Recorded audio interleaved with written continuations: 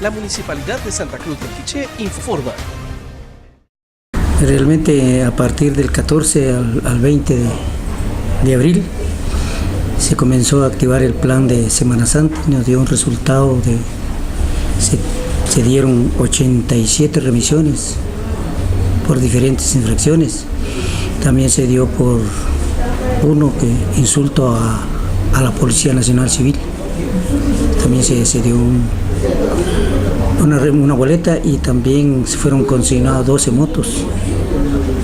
No respetaron la señal de tránsito y máximo donde se le puso la señal, lo que indica vía profesional no estacionarse, y se cumplió con eso, y por eso consignaron las motos. Más que todo son los que dejaron estacionados en los lugares donde pasó la procesión. Estas motocicletas que fueron recogidas, ¿qué pasará con ellas? Pues se tiene que presentar los dueños y se les dio la boleta para que vinieran a pagar su multa aquí en el juzgado de tránsito.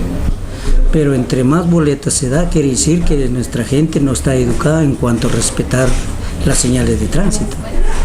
Y a mí mi objetivo es que nuestra gente obedezca las señales de tránsito y evitar estas sanciones, porque mi objetivo es velar por la seguridad humana.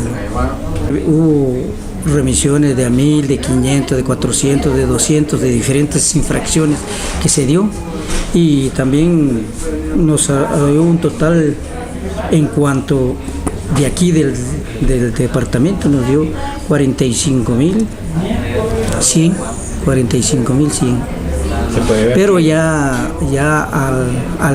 si lo vienen a pagar luego y todo, entonces pues aquí eso fue lo que nos arrojó a nosotros aquí, pero ya como cuando hay descuentos ya bajaría menos ya lo que es ya en tránsito, ¿no?